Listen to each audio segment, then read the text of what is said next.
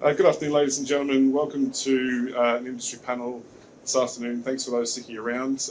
This industry panel will be held and hosted by LETA. Before we get started, I just wanted to join everybody else at this conference in acknowledging the traditional owners of the land on which we gather today, the Gadigal people of the Eora Nation, and pay my respects to elders past, present and emerging. My name is Ben Wheeler. I'm a Director of Business Development at Low Emission Technologies Australia, or LETA as we'll use it going forward. We're an industry-funded organisation that has been established to invest into the demonstration and deployment of low-emission technologies that aid in the significantly reducing and removing emissions from the coal mining industry and its extended value chain. So that includes all the hard-to-abate sectors, so concrete, steel, cement and some other petrochemical manufacturing as well. Our goal is to support the energy transition in the low carbon economy. We partner with industry, research institutions, universities, government to advance the low emission technologies. We're certainly very excited to be here today, and we're excited about making real investments and making those energy transitions occur and unlocking new clean industries and new commodity supply chains. As it currently stands, we really stand at the crossroad of technological development and environmental imperatives. We're faced with the opportunity to redefine our energy strategies. If you have a look at the world's latest, the World Energy Outlook from the IEA, it was very emphatic in the way they said the energy sector has to be at the heart of the solution for climate change. At LETA, we wholeheartedly agree. As the world moves to a new energy era, a technology-agnostic approach is the only way to maintain energy security in our region and at the same time continue to drive economic growth. Whilst alternate substitutes are being developed, coal will still have a significant role to play in the production of critical components like steel, concrete and cement and other energies as well. So whether it's in Newcastle or Wollongong, Gladstone, the Pilbara or Whyalla, there are many thousands of Australians working in those regions that are relying on us to get this right. The challenge is reducing our carbon footprint and greenhouse gas emissions while simultaneously maintaining the quality of economic and social standards that we enjoy today. The mining industry, in particular the coal industry, is facing increased scrutiny to make significant changes, and today we'll hear from different voices within those, the entire value chain and learning what is going to be done to address the emissions reductions in Scope 1, 2 and 3. Today I'm joined by an esteemed panel of industry members. Starting at the other end, we have Sharif, who is the Executive General Manager for Health, Safety and Sustainability at Yancoal Australia. Next in line we have Chris Way, who's the CEO of Bridgeport Energy, a New Hope company. Darren Greer is the Project Director of Glencore's Carbon Transport and Storage Company, or CTSCo, in the Strat Basin, and McCallum, who is the CEO of LETA. Welcome, gentlemen. What I might do today is I'll start off with a few questions and open it up to the panel and get some thoughts. First of all, considering the global demand for coal and its interconnected supply chains, what unique challenges does the industry face in monitoring and managing greenhouse emissions? Mike, do you want to take first step? Yeah, I'll have a first go. Thanks for the invitation. Thanks to IMARC for the invitation as well to be here today. Look, I think the coal industry and the coal mining industry has a unique opportunity ahead of it. It is LETA is a $700 million contribution by the coal mining industry to investing in technology to reduce and remove emissions from the hard-to-abate industries that you mentioned. And it's unique in that there's no other LETA operating around the world. There's no US version of us, there's no European version of us, there's no Chinese or Japanese version of us. It is our industry here in Australia that's looking to really tackle those Scope 3 emissions as well as getting our own house in order. So I think we're focused not only on our own emissions and reducing those as much as we possibly can, but also working with our customers so that they can also identify those technologies that are going to be critical for them to removing and reducing emissions and getting to net zero as quickly as they can. Sharif? Yeah, thanks, Mark. If we look at some of the challenges related to monitoring and and we step back and look at the bigger picture, I think Australia is in a reasonably good place with the monitoring protocols and processes we currently have. If you look at our INGAS reporting and you look at our ACAR method 2, 3 and 4, we are at the forefront of how we do measure and monitor emissions. I think if we look forward, some of the challenges that we are going to face is some of the newer technologies that are looking to monitor and measure emissions. And it's being able to look at that technology, look at the pros and cons, understand some of the technological challenges or inaccuracies or limitations of that technology. And it's looking at our emissions and understanding the uncertainty that comes with some of these newer technologies as well. Monitoring is quite an interesting space. It is a challenge, but it's a challenge that as an engineer you get up for in the morning to try and tackle and overcome. Chris, anyone else want to say about that? Okay. How do you see the responsibility and the role of industry in addressing and reducing our emissions? Darren? I think it's imperative. We can't be. We're a country that exports coal. We're a country that exports a lot of coal. I think scope 3 emissions is the key issue. We put a lot of effort into how we deal with our scope 1 emissions. When you look at safeguard mechanisms, you look at where we're being driven at the moment, it's to look at our scope 1 and 2 emissions. But I think ultimately, what happens with our products overseas is going to be the key issue, and I see that as being the primary challenge that we have. How we deal with that as a developed country, as a rich country, we can't push that responsibility off to others. We hear so often from different people that we don't burn the coal, we don't burn the oil, we don't burn the gas. Someone else overseas does that. They should deal with that. Often that's a developing country. As the people who are selling that product, it's beholden on us to be part of the solution. Our emissions at scope 1 and scope 2 level are tiny in comparison to the world's emissions, but us coming up and stewarding technologies for abatement will be key to not only the world decarbonising, but also the continued life of our assets. Is that on? Yeah. Yeah, if I could just add to that, I mean, Bridgeport is a kind of unique beast here. We're an oil and gas company owned by a coal company, and you say why? Originally, when Rob Neal bought us, it was because of security of supply issue, around 58 million litres a year or so of oil or diesel he used each year. That still remains, so that benefit still lies there. But what's increasingly becoming obvious is that we have the pore space in our oil and gas reservoirs as they deplete to capture carbon. So what Darren's doing, which is a pure carbon capture project with Glencore, we're doing as an enhanced oil recovery project at our Mooney field in the Surat as well. So, if we haven't got the message that carbon capture is important in this world, then we should be getting it, and a lot more strongly than we are today in the state governments and federal government. Mike, how is LETA working towards innovation and the deployment of technologies that can help curb these emissions across the supply chain? Yeah, so I think some real examples of what LETA has invested in over its period of investment on behalf of the industry for over a dozen years. We were the first to capture carbon from a power station anywhere in the world, up at Callide.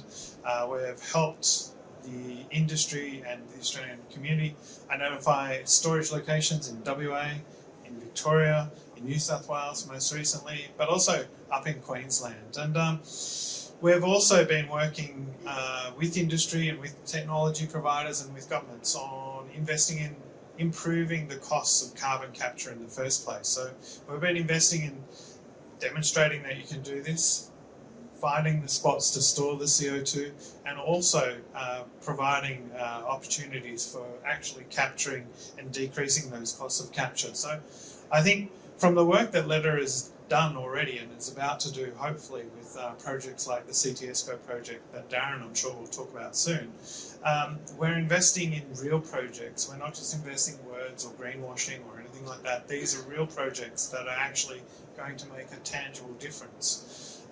We're also working with our member companies on fugitive emissions, so emissions of methane as well, so looking at ventilation and methane. If you can convert a tonne of methane into a tonne of CO2, you reduce your emissions by 1/28th, which is equivalent of 95-96%. So by able to address the issues of fugitive emissions, you can actually have a really big, substantial impact on the emissions of your mining operation as well. So we're working with our customers, we're working with our customer nations, and we're working with our members as well. So I think they're the things that we're doing tangibly that I think will make a big difference to being able to demonstrate that the coal industry can have a low emission future. So you say you're working with customers or working with industry. How do we foster greater collaboration, not only just with the customers in the industry, but across research providers, governments, international organisations? What can be done? How do we help with collaboration? So we collaborate. At the moment, we're collaborating with the US government on a project over in the US with the US Department of Energy, developing a new zero-emission power station, for instance. In the past, we've collaborated with the Australian government on the Glencore project, and also with projects down in Victoria with the CO2 CRC, proving and demonstrating that we know what happens to CO2 when you inject it into the Earth's crust. We know where it goes, we know it's stable, we know it's permanent. So those sorts of things, the more you do these things, Ben, the more people understand that there is an opportunity to collaborate and that there is real tangible difference being made by the industry working together with our customers. So I think that really does pave the way for us to do projects with, say, the Japanese government and Japanese industries and Japanese customers in steel mills or cement mills, and working with Australian coal consumers and our Australian coal suppliers, and finding areas to collaborate with them. So I think the more you do these things, the more people see that there is a real tangible difference being made. So I guess this cuts through to that cleaner, more sustainable future, and I guess sustainability is a real key in this environment as well. Sharif, as the EGM for Health, Safety and Sustainability at Yancoal, what technologies do you see having the biggest impact on reducing your company's emissions? Yeah, thanks, Ben. It's a great question. Obviously, at Yancoal, we have a mixed portfolio of both open cut and underground operations. We have large mines and small mines, and unfortunately, there's no silver bullet for all and one of them because of the emissions footprint or fingerprint that comes with those operations. They're very different. If I speak generally, and we look at our underground mines, we have one underground mine with very, very minimal fugitive emissions, and we have one that's on the other end of the scale. So the solutions and the technologies you would apply to those assets would be quite materially different. Generally speaking, for underground operations, point of source capture for fugitive emissions is the most efficient. So improving gas drainage, drilling capture, lead time on drilling, etc. is probably the most, or one of the easiest wins. And then it's looking at how we optimise our ventilation streams. So if we can keep as much of our methane out of the airstream, out of the VAM as possible, and we can treat it direct at source through post-gas capture efficiency ratios, or drilling and tapping and then utilising and or destroying, that's probably one of the most efficient and readily available methodologies that would give us one of the biggest bang for impact in the shorter term. And then where that was able to be supplemented with the likes of VAM, ventilation and methane, so the regenerative thermal oxidisation units, applying that, then we scavenge the remainder or the large part of the remainder of methane out of the return airway. So that would be an underground focus. If we look at the open cut mines, it's quite different again, and I think on the previous panel people would have heard, our heavy mobile equipment and what we can do to improve fuel burn in that space has the material impact for us in the shorter term. And so that is coming down to good practices. So you need really good fuel management systems, good maintenance systems, and you need to integrate your carbon assessments into your mine planning so that you have optimised your mine, taking that into account, the fleet's managed and operating as sharp as it can be. And then moving on, we need to get to the point where we can potentially pre-drain our open cut mines and move into that space. Typically we'd be looking to drain lower quantities than the underground mines. So it's more difficult, and it's more difficult to integrate that into the operations. So that's probably one of the largest opportunities we have in front of us for those open cut mines that do have elevated fugitive emissions. Do you see kind of new technologies coming out in that field for the pre-drainage and post-drainage as well? Yeah, I think we can leverage a lot of what has been done in underground, but it's a lot more complicated. Integrating into an operation that drills and blasts with vibration and keeping holes open. We have an open cut mine that mines 11 horizons. So how do you target lateral or vertical wells? Some of those seams will have different gas compositions, so which ones do you draw off to utilise? Can we utilise that gas in our heavy mobile equipment, and or do we flare? So the complexity is certainly there, and it's going to require a real concerted effort from industry as to getting our gas reservoirs accurate and right, so that we can then go and target them and effectively drain them beyond what we've typically drained in an underground environment, which is targeted typically compliance and safety. And do you think that utilising the gas that you've captured, is that going to be empowering your mine sites in running your fleet vehicles? Yeah, I mean, with the right composition, it's a resource. Yeah. We need to start looking at our fugitive emissions as a resource, not necessarily just as a problem that we need to deal with to go away. I think as we start to expand this, the opportunities start to grow. And if you look at it from a slightly different angle, you can start to look at this as a resource, utilise it, capture it, and potentially do something quite beneficial with it. Chris, I guess you're in a really good position for that as well. If using the emissions as a resource to help operations, you as a unique company where you benefit from other people's emissions, how's Bridgeport really tackling that? Well, I think for New Hope, because they're mostly open cut mining, in fact entirely, their emissions are a little less easily managed, and really there isn't much of a focus on that currently, but where they are focusing is on the mining trucks, and the previous speakers are talking about the use of methane, or indeed in the future we're probably moving towards hydrogen vehicles, as Twiggy's talking about in the press. We're not quite sure where he's going to get his water. One of the benefits from an oil company is we produce a lot of water in our operation. Probably we're more of a water producer, in fact, than an oil and gas producer, to put it in context. And wherever you are in the world as an oil and gas producer, there's a heap of water coming out of the ground that's currently onshore, evaporated or used for stock watering and local cropping. But the reality is that can be cleaned up for electrolyzers and put to good use as a hydrogen source. So that's one of the areas that New Hope's focused on with us.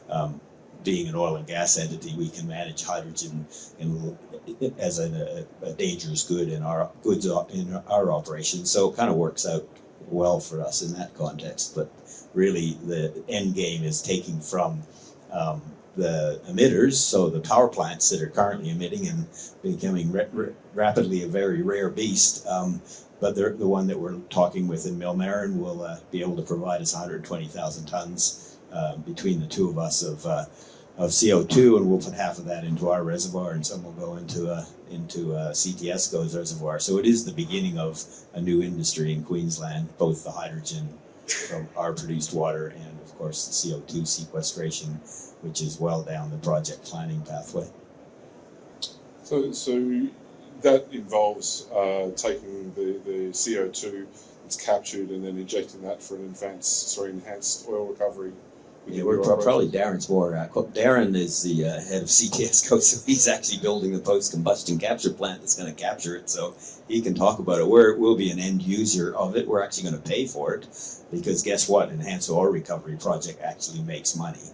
We make money because we sell the oil. Now, you can argue the Scope 3 emissions from our oil, but the net balance is still a net gain for society. That's something we're pushing very hard at the federal level to get credits for. Right now, enhanced oil recovery doesn't get credits, which is kind of odd, because it does get sequestered underground along the way. Darren, you might want to talk more about your project. So Darren, how does CTSCo's work relate to emissions reduction then, and especially concerning the combustion of coal? So there's really two components to our project.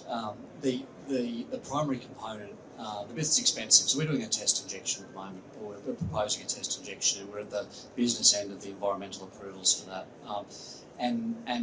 The expensive part for our test is the capture plant. So in a world that's flush full of CO2, I can't buy CO2. So I've got to find my own CO2, and the nearest source of CO2 is the closest coal-fired power station, and that's where we're going to set up the plant. And it's a capture plant. So if you walk into the hall there today, there's a couple of people out there. There's CarbonCo out there. They have a model of a post-combustion capture plant. Have a look afterwards. It's known technology, but there's a lot of people around the world working on making that better. So the expensive part of our test project is to build that capture plant to provide the CO2 to do the actual thing that we have to do. But there's some side benefits of that as well. So the emissions coming out of that power station are about 12% CO2. So what comes out of the flue stack at that Wimmera power station is a rich CO2 stream, not all CO2, and most of the dollars is involved getting that CO2 out, letting the nitrogen go back out to the environment, but capturing that CO2. And there's a whole bunch of benefits about building them and getting better at building them and getting better technology. So we've partnered with a technology provider out of China, a company called Mining Seri. We particularly like their plant design. We particularly like their solvent design. They're at the forefront of R&D and improving the parasitic load that's required to actually get the CO2 off there. So you don't want to have a post-combustion capture plant that eats most of the power for your power station. So there's a whole bunch of benefits in advancing the capture technology, but that's really not what we're there for. That's a means to provide us a source of CO2. The real reason for our project is to get regulatory certainty and social licence to be able to store large volumes of CO2 underground, and that's why we're doing the project. So we've got a reservoir, we've got a huge tenement area, 3,600 square kilometres. We've got a fantastic geological resource, 2.5 kilometres below the surface, with the potential to store somewhere up in the range of sort of 500 million tonnes of CO2. So it's a material amount of CO2 that can be stored underground. But to do this, we've got to be able to convince governments and convince the community around us that we can do it safely without impacting their water resources, without impacting their rural way of life. And doing that on a very small scale where you can test and demonstrate all the technology is key, so that you can unlock unlock carbon storage as being a viable technology to be used onshore Australia. And then that comes with a whole bunch of other industries. So ultimately, if you start looking at the cost of carbon storage and of sequestration, storing CO2 underground is really cheap. Capturing it's really expensive from a power station. But if you've got a source of CO2 that's almost pure, so you're not getting it from a power station, you're not getting it from cement, you're getting it from a process that creates CO2.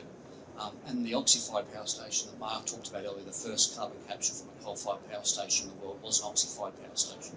So you don't use air, you use oxygen, and you get a pure CO2 product, and it's a much cheaper way of doing it. Then you start looking at other technologies like blue hydrogen, where you capture all of the emissions that you create, and you store those emissions permanently underground, and you have a low emissions energy product. And if I look at my crystal ball and say, what is CCS, what's carbon storage in Australia going to be used for in the long term? It is for those new energy sources where you have effectively a free source of CO2. You don't have to treat the CO2, and you can store it underground, and you can store it at very low cost. So when we look at our project, when we start looking at large-scale versions of our project, we're looking at storage costs, so storage costs from the wellhead and through all the monitoring for life. We're looking at costs of less than $5 a tonne of CO2 stored, which is up there with some of the best storage assets around the world. Look at some places in the US and Canada where they get to those sort of costs. So it's a fantastic opportunity for us as a country to use some of the resources that we've got now to create new energy products and to be low carbon energy products.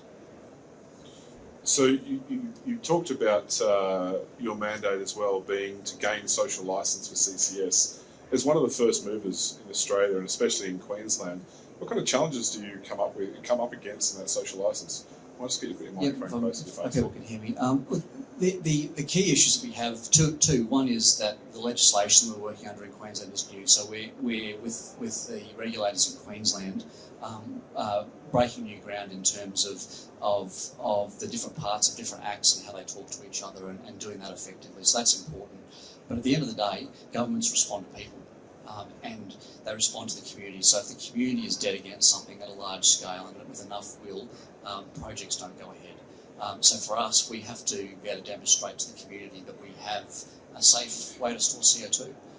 And that our little test project that we're doing, that we're proposing at the moment, is designed to be small enough that it doesn't impact a large area and more than one or two landowners. But large enough to demonstrate that all the monitoring technology works, so we can demonstrate that we put CO2 in the ground for a couple of years, we monitor it, it doesn't come to surface, we know where it is underground and it stays there, and it stays there in perpetuity. So we stop injecting CO2 and it doesn't move, it doesn't keep flowing, it doesn't head across to a water bore in a neighbouring area. That's what we have to do, and that social licence, once people can see that it actually works, then we get our social licence. We need to take that first step and actually do it first for that to happen. And at the end, it's not an inconceivable, we think it's very unlikely, it's not an inconceivable result that we do the test injection and we get results we don't expect and the decision's made not to proceed. It's not a foregone conclusion that we go from a test to an industrial scale storage, and the legislation in Queensland is really well set out for that to happen. The approvals that we're going for now are just ring fencing, just the test injection for that reason. And hopefully after doing that we do get that I hate to use the term social licence because I don't think you ever really get it, but that we get enough of the community to understand our technology. Now probably our biggest barrier is misinformation. So people often don't understand the subsurface and just don't really understand what we're trying to do. They look at CO2 as being a toxic waste. We inject a food grade CO2 stream. And the most useful thing that I take into meetings with stakeholders and landowners is a bottle of sparkling mineral water, because effectively the CO2 in that is the same as the CO2 we inject underground. It's that misinformation which is probably the key impediment to us getting our social licence. I think it's probably consistent across the broader industry as well. Chris, I know you've got a slightly different area in which you focus, but do you face similar challenges in social licence? Yeah, we do. Unfortunately, the regulator in Queensland is playing catch up in a lot of these areas. There's 3 acts that we operate under. We operate under the PNG Act. Darren as a greenhouse gas storer will be under the Greenhouse Gas Act, and there's also a Mining Act. So when you try to cross-pollinate regulations across those 3 acts, it's a real problem. And then overriding all of that is the Department of Environment, which in their wisdom about 8 years ago decided to call CO2 under the EPA Reg 43 or 51, I can't remember which one it is, but decided that CO2 was a toxic waste gas. So the way we treat waste is it has to be managed appropriately, and typically you would have third parties help you with that managing of that waste, but we're actually using that waste for good value to get oil out of the ground and indeed to store it. So it isn't a waste. CO2's never been a waste. The plants don't think so and we don't think so. So unfortunately the regulators have sort of had to backpedal a little bit on this, so that's why we're facing so much time with our approvals. The time has been absurdly long. We've been playing this for 4 years now, and it's like the beginning of the coal seam gas industry.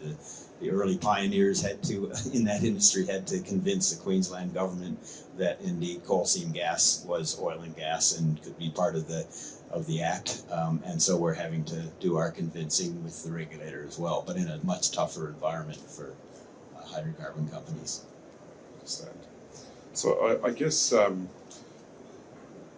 Sharif, you mentioned earlier that in terms of decarbonising your mine assets, there's no one size fits all, there's no magic bullet. We're in an environment where I think we can all agree that decarbonisation of all industry is a requirement and that there is no one contribution. But we hear a lot about hydrogen, we hear a lot about a renewable future, we hear about potential for nuclear and renewable gases. Where do you think that the future energy mix fits? Where is coal playing in this? Where is renewables? I'm going to throw that open to everyone as well. Yeah, I mean, coal has a role to play, and I think the sooner we recognise that, the sooner we can work together to provide that decarbonisation bridge to where society wants to get to. So how that plays out, be it hydrogen or ammonia or a synthetic gas or a coal to liquids, they're really good valid questions. And again, there will be some of those solutions that may suit some assets more than others. I think we have the opportunity to use our resource to provide energy on that scale in Australia and or ship it overseas as we currently do. I think in the immediate term, our obvious objective is to help our end users and our customers optimise the resource we give them. So it's to really assist our customers in squeezing out every bit of energy and mitigating every bit of emission that we can in the shorter term, whilst we find the solutions, these technological solutions, to really provide that bridge to get us to where society wants to go. And it's interesting, we talk about regulatory approvals and we see that offshore wind up in and around Newcastle is getting the same sort of feedback that we get for new coal plants. It's kind of interesting. The global economy and world needs energy, and we will be part of that mix. I guess our challenge is to find the most suitable and appropriate means of delivering that. I think it's important to, there's no one solution here. There's going to be multiple solutions. On the CCS guy here, CCS is not the solution by itself. It is just one small piece. It's going to be useful for hard-to-abate industries. It's going to be useful for potentially new energy. But it fits in with the other technologies to get to a position where if you start talking net zero, all these technologies and other ones have to come into play. We don't get there with what we've got now. And CCS by itself is not going to be enough. But there's a whole bunch of industries that are going to emit CO2, and CCS has a role. It's not the only thing. And I think I look at some of the people that were founders of CCS around the world, and it's been talked about as being the solution for everything. It's not. It's a big one. But you look at minerals carbonisation. There's a whole range of technologies that people are working on right now to capture CO2 and store CO2 from smaller point sources. CCS has a role in that. In terms of bang for your buck, in terms of just the sheer volume of CO2 you can abate, CCS I think has a big role, but it's one of those. You need all those technologies to fire. You need renewables, you need wind, you need storage, you need. At the moment, we don't have enough of that to be able to replace the fossil fuels that we have.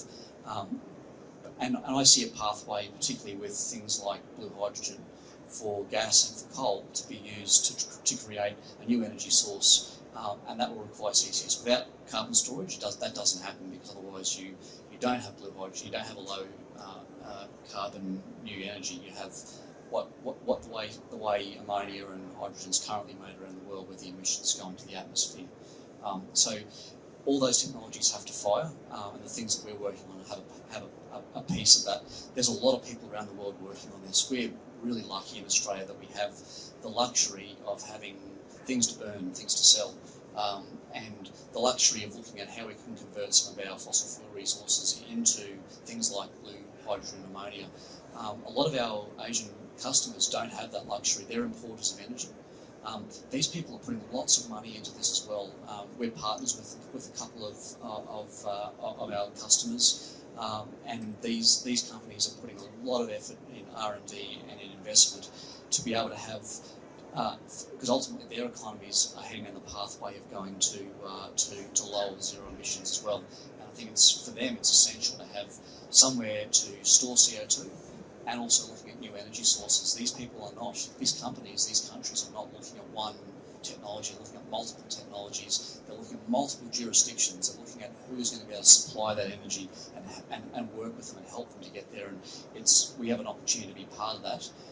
Or we have the opportunity, we have the risk that we hand that off to someone else who also has those resources, and those dollars go somewhere else. I think from my team travelling around to Japan, to the US, to Europe, to Korea hopefully very soon, I think what we've really seen is governments around the world are investing very heavily in an all of the above solution, not just a single source solution. Japan, for instance, has a 46% emission reduction target by 2030. We're at 43%. We have a target as well of 82% renewables to get there. We're whereas Japan is investing in absolutely every single energy source and technology it can get its hands on. And I think the two approaches, if you look at what the Japanese experience is, I think they'll get there faster and more affordably to net zero than we will doing it our way. What I'm excited about with Darren and the CTSCo project is the ability to help existing industries in Australia, so industries in Gladstone, Toowoomba, Brisbane, sort of that southeast Queensland sort of hub, but also the establishment of these new clean fuel sources of hydrogen and ammonia. Hydrogen, it's talked about a lot, but I think ammonia, there's a market for ammonia right now today. 200 million tonnes per annum is used right now in fertiliser and explosives, in all sorts of industrial applications. We don't have to invent a consumer for ammonia that's already there. And so we have an ability here in Australia with vast amounts of natural gas, vast amounts of coal, vast amounts of biomass to actually decarbonise the hydrocarbons that we have with storage resources like Darren. So that's why LETA is investing very heavily in projects like Darren's and projects in WA and New South Wales and Victoria to identify where we can find those sweet spots of storage. But that being said, we're also got to bear in mind and not just look at ourselves and look insularly at Australia to the solution, but also look to the region. Our customers are also going to decarbonise their own industries. And shipping CO2 is a lot more affordable than people might imagine it to be. So we have a vast amount of ageing offshore oil and gas facilities here in Australia, but also in the region in Malaysia and Vietnam, in Indonesia. They've already got steel jackets in the ocean that are already got cement and steel casings that are very suitable for CO2 storage. They don't have to go and build them and drill brand new additions. They can reconvert those existing facilities into CO2 storage facilities. So I think if we view it as a regional partnership and a regional solution, we can help decarbonise our own hydrocarbons and our own industries. But we can also work with our customers to make sure that each and every time we open a new coal mine or a new gas field, that we're not accused of causing carbon bombs into the planet's emissions. But we have actually got carbon solutions available for our customers. So we're stewards of the carbon, if you like, working with them. So I think projects like Darren's and Sharif's and Chris's are really good examples of real projects that we're all investing in right now that will move the dial on reducing emissions across the Australian economy, but also across our partners as well. So that's a good point you raised, Mark. I guess traditionally we've got 3 upstream producers on our panel today, and typically traditional business has been how do you optimise your mine structure to maximise your outflow. Have you seen a shift in your organisations to think about your value chain to your end customer and what your commodity is doing down the value chain, and having a bit more of a conscious effort of what your emissions are doing as well? Yeah, absolutely. I think if you take a step back, our Scope 3 emissions are someone else's Scope 1 emissions. And so as we are incentivised for our Scope 1 emissions to work with our OEMs and suppliers to do whatever we can to reduce our emissions, we are also incentivised to help our customers reduce theirs. So if you look across the value chain, and I know we've spoken about carbon capture and things of that nature, but if you look a little more holistically, it's also looking at our rolling stock. What can we do with our rail? What can we do with our shipping? Like our heavy mobile equipment, there's an optimal way of running shipping that reduces carbon emissions. So what can we do with our marketing and logistics and our customers' teams to make those ships come in a more efficient manner so that when they do come, they're coming at those optimal speeds and those waiting times, etc., and reduce. So I think when you look at the value chain, there's a lot of opportunity there. There's a tremendous amount of goodwill, and we're all incentivised to do what we can for the emissions we control. Our customers are also incentivised to do the same. So, I think the real opportunity here is actually to work with the customers, because the more we can help them, the more we are still able to benefit from the product we have. And it's the same for any product out in the marketplace. The more our OEMs can assist us, the better opportunities we have in that space as well. So it's all interconnected, and I think if we look more broadly across those technologies, we can advance and deploy and work on those together. I think we're going to get, as Mark's indicated, we're actually going to get somewhere quicker in a much more economically viable way. If I could just add a little bit to that, that's in terms of the Scope 3 emissions for the oil industry, we really don't have a good tracer on that. So, as I've said in the past, we can't really go to Air India, for example, and say get more efficient planes because we just don't have any control or impact. But I think probably the biggest disappointment to me here has been the silentness of the voice of the generators. And if you look at the North American model, Exxon has a lot of pipelines, and there's independent pipelines that bring CO2 to areas where it's aggregated and put underground. The biggest project in the world is ExxonMobil's in the Gulf of Mexico going forward now. And what we don't see here is a concerted effort by the generators to say, yeah, we want to stay alive, and how can we stay alive? It's almost like they've caved into the pressures and said, well, we'll be closed by 2030 or 2035 on whatever schedule the federal government says. And in a similar manner in Thailand, I'm seeing that by presidential decree, the Thailand government has decided to shut all the coal-fired generators, 600 megawatt being a major one in the Pattaya area, and that's being shut in 2032. Yet there's no plan beyond that. So instead of the generators stepping up to the plate like the coal industry is, like the oil and gas industry is, and saying we can provide an answer and help with that, they're just caving. And I think that's a bit disappointing from the emitter's point of view.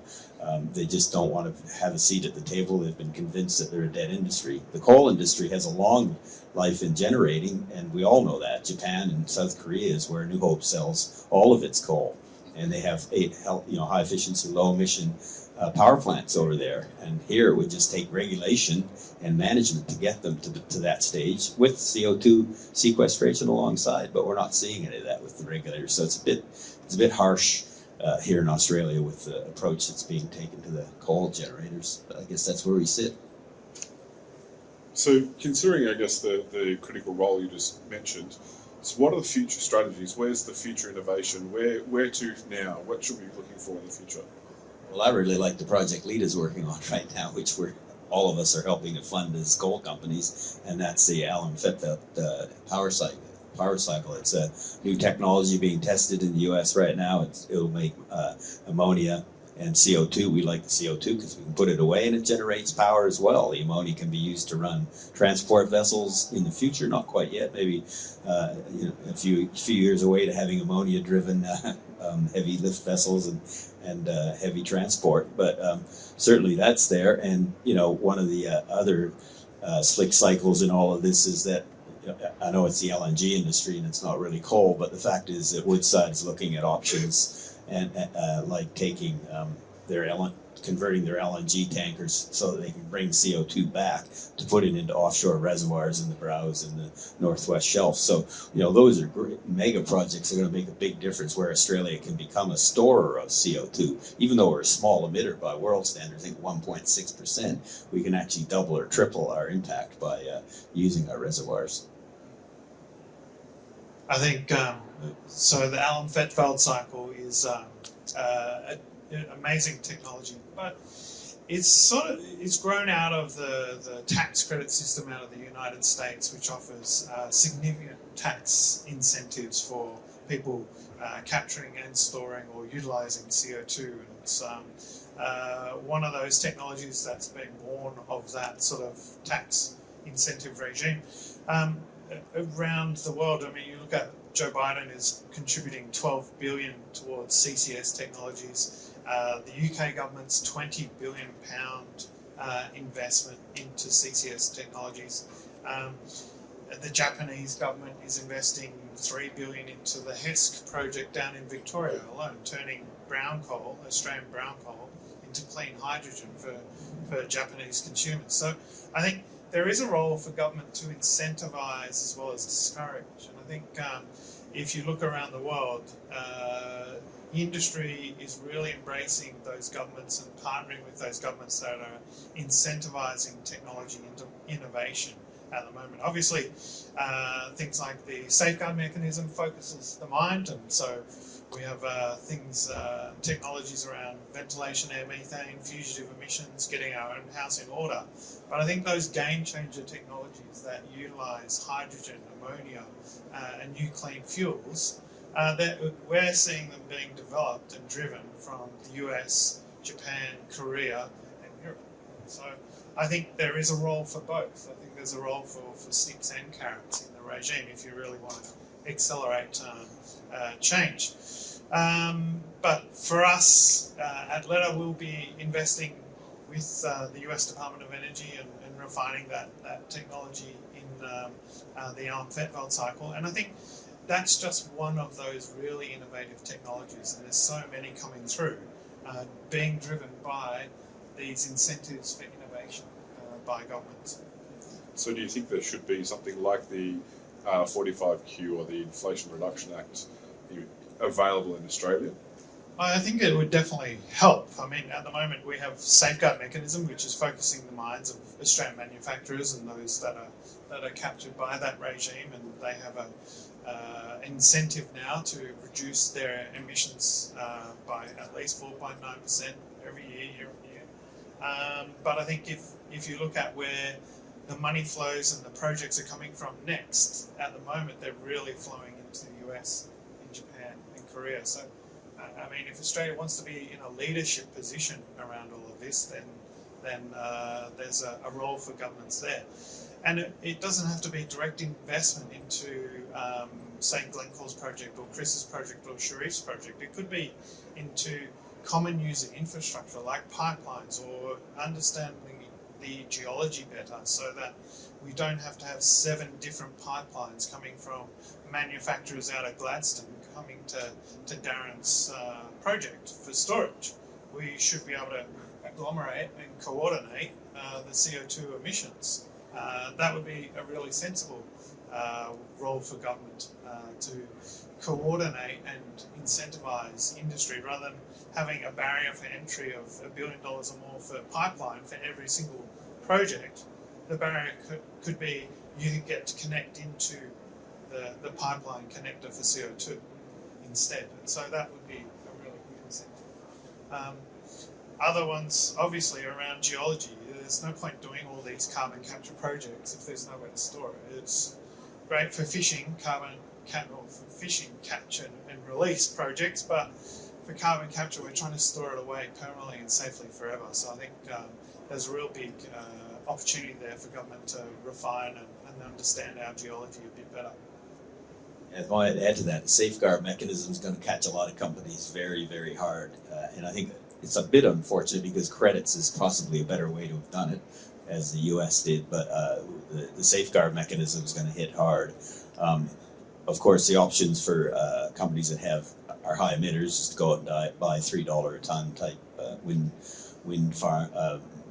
options in, say, India, but that isn't really doing the right thing.